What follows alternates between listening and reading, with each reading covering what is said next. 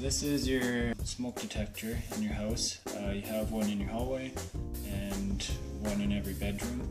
The one in the hallway is a carbon monoxide detector and a smoke alarm. They are all hardwired, so if you hear one coming on, then let's say you're upstairs and it goes off but you don't smell any smoke, I advise you to go check the basement, make sure there's no smoke in the basement, and vice versa if you're in the basement and the alarm comes on and there's no smoke down there, it's probably from upstairs.